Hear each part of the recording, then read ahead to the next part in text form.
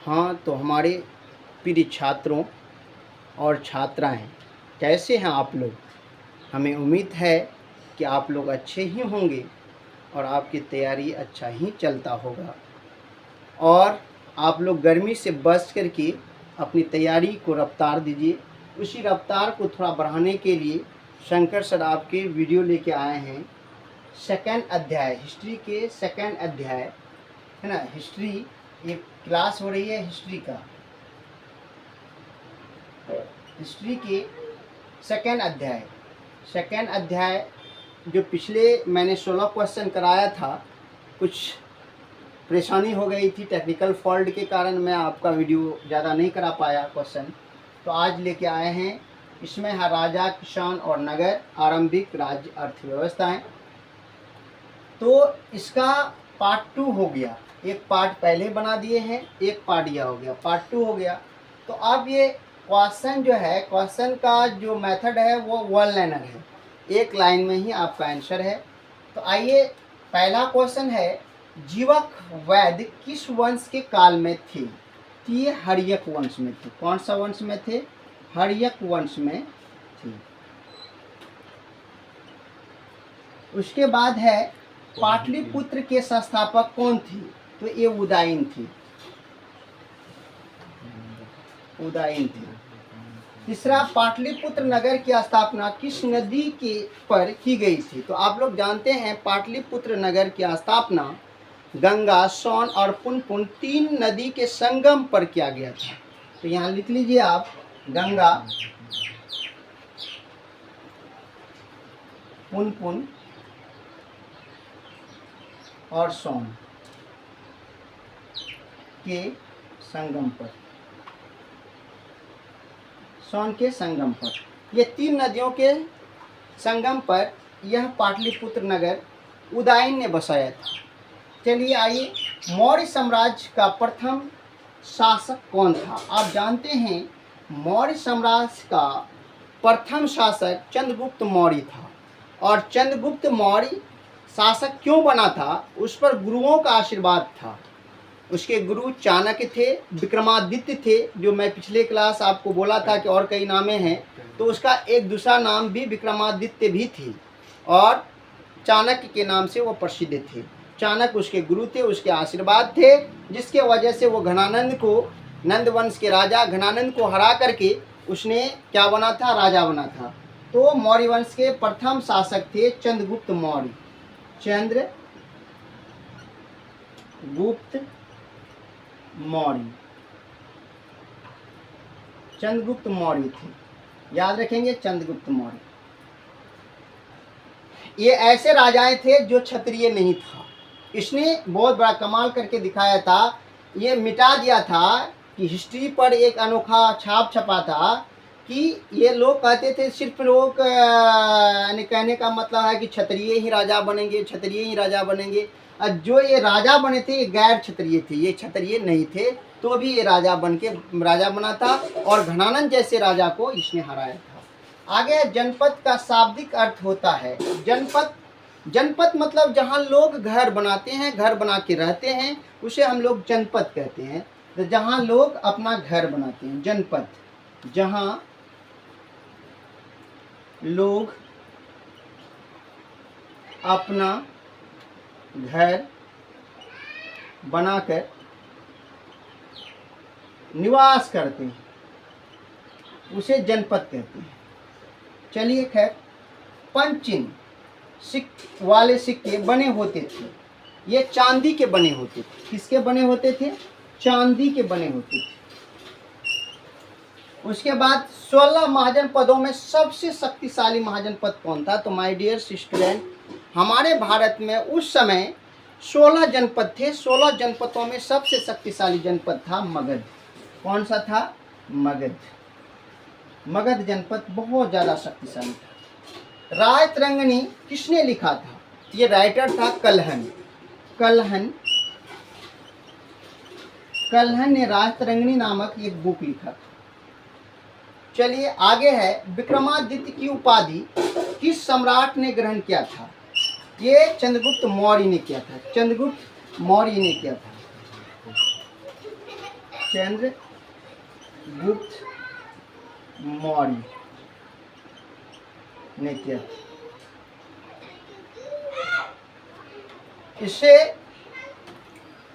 उसके बाद नेक्स्ट है, आश्रम व्यवस्था में कितने प्रकार के आश्रमों का उल्लेख किया गया है। तो माय डियर स्टूडेंट, आप 2 मिनट समझें कि आश्रम व्यवस्था को पूर्वजों ने उस समय आश्रम व्यवस्था को 4 भागों में बांटा था। पहला आप अंगुल पर गिन लीजिए, ब्रह्मचर्य आश्रम। उसके बाद था गृहस्थ आश्रम। उसके पास था वानप्रस्थ आश्रम। उसके बाद था संन्यास आश्रम, जिसमें कि 0 से लेकर के 25 साल तक आपका था ब्रह्मचर्य आश्रम, 25 से लेकर 50 गृहस्थ आश्रम, और 50 से 75 था वानप्रस्थ आश्रम, और 75 से 100 साल था ब्रह्मचर्य यानी कि आश्रम। तो इसमें कार्य भी थे, इसमें अनेकों कार्य भी थे।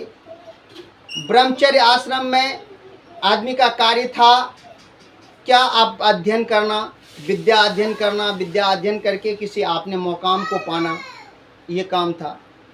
ब्रह्मचर्य के बाद जब गृहस्थ आश्रम आते थे, गृहस्थ आश्रम तभी शुरू होता था जब कोई लड़का या लड़की जब शादी कर लेते थे, तब वह गृहस्थ आश्रम में पहुंच जाते थे। गृहस्थ आश्रम का शॉर्टकट फॉर्मूला है संतानोत्पत्ति करना।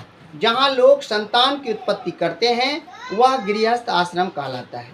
गृहस्थ आश्रम का दूसरा कार्य है खेती खल्ला करना, कुछ पैसा कमाना, कुछ पैसा कमा करके अपने लिए खाना, बच्चों को खिलाना, कुछ इन्वेस्ट करना। ये था आपका गृहस्थ आश्रम।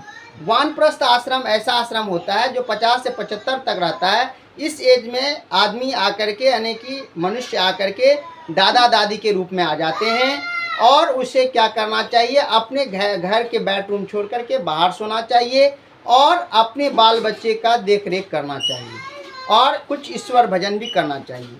लेकिन इसके बाद संन्यास आश्रम जो आता है, इसमें निस्वार्थ आप घर द्वार को बिल्कुल छोड़ दें, आप अपने एक बाहर में एक कुटिया बना लें जहां आप ईश्वर भक्ति में लीन हो जाएं, क्योंकि ये संन्यास आश्रम का था। तो उसी तरह शरीर पर भी बांटा गया है। शरीर पर ये सिर को जो आप लोग देख रहे हैं, सिर को कहा गया था ब्रह्मचर्य अवस्था। ये जो आपका ब्रह्मचर्य था, क्योंकि इसका काम होता है आपका विद्या का अध्ययन करना, ब्रह्मचर्य में रखा गया था। तो अब हो गया था कि जैसे ये आपके बाजुएं था, उदर था और जांग था, ये सब अलग अलग भाषाओं में बांटा गया था। तो माय डियर, ये आश्रम को आप लोग याद रखेंगे, 4 आश्रम में बांटा गया था। कितने आश्रम में? 4 आश्रम, 4 प्रकार के थे, 4। तो आइए, अश्वमेव यज्ञ का आयोजन क्यों किया जाता है? अश्वमेव यज्ञ का आयोजन शाही संप्रभुता को स्थापित करने के लिए किया जाता है। इसमें क्या होता है कि अपने आप को राजा ये कहते हैं कि इस क्षेत्र में हमसे बढ़ करके कोई बड़ा सम्राट नहीं है, इसलिए अश्वमेव यज्ञ कराए जाते हैं। हमारे राजा राम जी भी अश्वमेव यज्ञ कराए थे। राजा रामचंद्र जी भी अश्वमेव यज्ञ कराए थे। उसने एक घोड़ा को माथे पर लिखी हुई चुनौती को छोड़ दिया था, अगर किसी को अगर दम है तो हमारे घोड़ा को पकड़ के दिखाएं। अगर घोड़ा अगर पकड़ेंगे तो वह राजाओं से युद्ध करना पड़ेगा। अगर वह युद्ध कर लेंगे तो शक्तिशाली राजा वह होगा, हम नहीं, और जो छोड़ा था वह नहीं होगा। अगर वह कोई उस चुनौती को स्वीकार नहीं किया, वो घोड़ा विचरण करके आ जाते थे, तो ये समझा जाता था इस इलाके में हमसे शक्तिशाली कोई राजा नहीं है। तो इसलिए उस समय अश्वमेव यज्ञ कराया जाता था। यश मतलब होता है घोड़ा। घोड़ा के माथे पर लिख दिया जाता था कि इस फलना राजा, उग्र राजा ने इस अश्वमेव में यह घोड़ा को छोड़ा है और ये स्वतंत्र विचरण कर रही है। अगर किसी को आने की राजाओं की चुनौती देने का अगर है, बाजुओं में ताकत, अगर वो क्षत्रिय हैं तो हमारे घोड़ा को रोक सकते हैं, या नहीं तो मैं ही सबसे बड़ा राजा इस क्षेत्र का हूँ। तो इसलिए रामचंद्र भी ऐसा अश्वमेव यज्ञ कराए थे। आप लोगों को पता होगा, अश्वमेव यज्ञ का आयोजन शाही संप्रभुता को स्थापित करने के लिए किया जाता है। शाही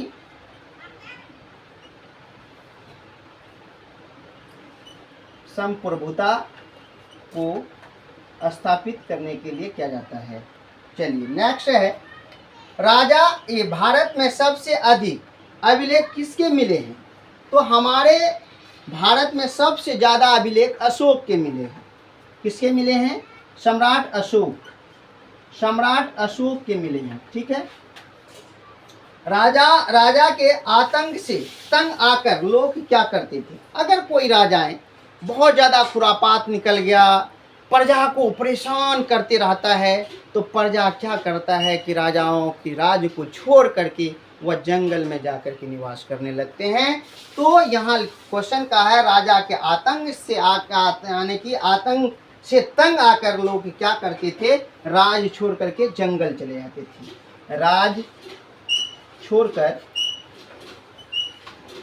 जंगल में चले जाती थी। चलिए खैर, तो गोत्र के अंदर विवाह करना कौन सा विवाह होता है? तो गोत्र के अंतर्गत विवाह करना आंतरिक विवाह कहलाता है। अगर एक ही गोत्र के आदमी एक ही गोत्र में एकत्र हुआ तो आंतरिक विवाह कहलाएगा, आंतरिक विवाह कहलाएगा। अंदर ही विवाह होना आंतरिक विवाह है। तो पहले इतिहासकारों का कहना है कि गोत्र में विवाह नहीं किया जाता था। एक ही गोत्र के जो लोग हैं वह उस गोत्र में विवाह नहीं कर सकते।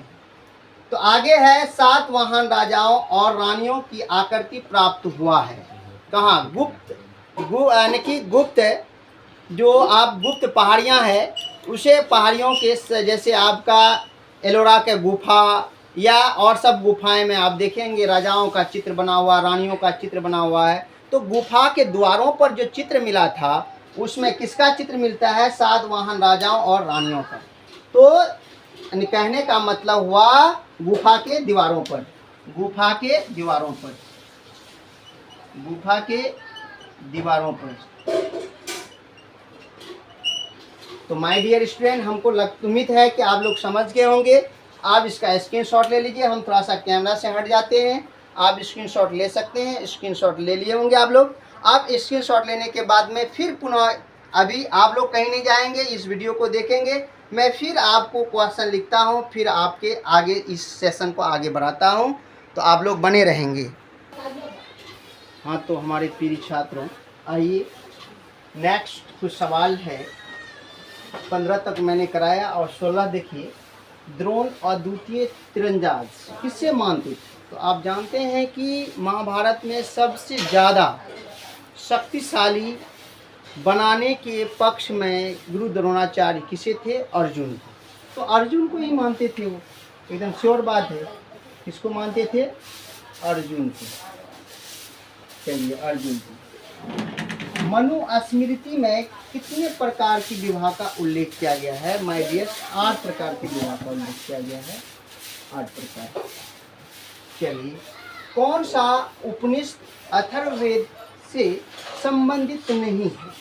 श्वेताश्वर, श्वेतांबर, श्वेताश्वर।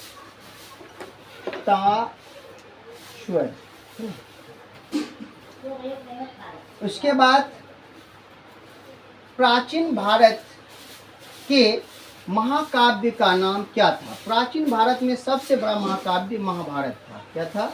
महाभारत। क्या था हमारे प्रिय छात्र छात्राओं? क्या था? महाभारत। अब आइए, प्रसिद्ध ऐतिहासिक स्थल अमरावती किस राज्य में स्थित है? तो आंध्र प्रदेश में। कहाँ है? आंध्र प्रदेश, आंध्र प्रदेश, आंध्र प्रदेश में। और पद्मावत के रचयिता कौन थे? तो मलिक मोहम्मद जयासी थी। मलिक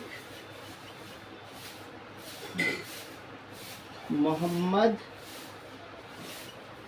जयासी।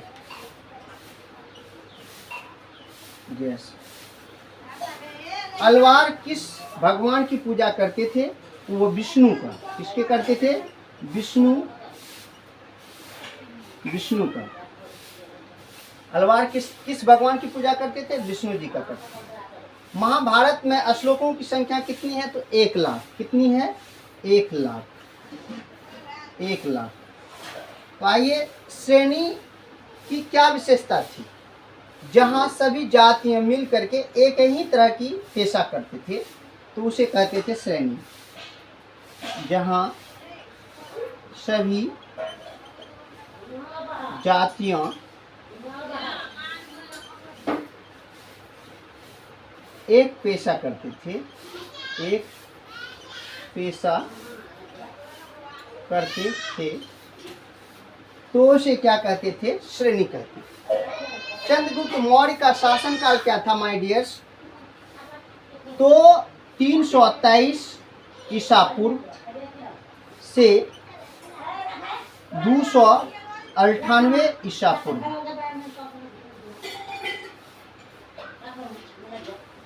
ईसा पूर्व याद रखेंगे, पहले ईसा पूर्व चलता था, पहले डेट घटता था 1000 से 900, 900 से 800, 800 700, 700 से 600, 500 ऐसे करके घटते थे। तो चंद्रगुप्त मौर्य जो शासन काल किए थे तो वह 323 से 298 ईसा पूर्व था।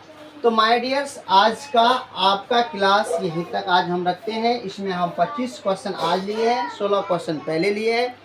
लगभग आपका 41 क्वेश्चन इस चैप्टर से हुआ। माय डियर्स, आप वीडियो को 1-2 बार जरूर देख लेंगे, जो आपकी बेसिक जानकारी इस चैप्टर से आपको हो जाएगा। इसी के साथ मैं अपने वाणी को विराम देता हूँ। जय हिंद, जय भारत।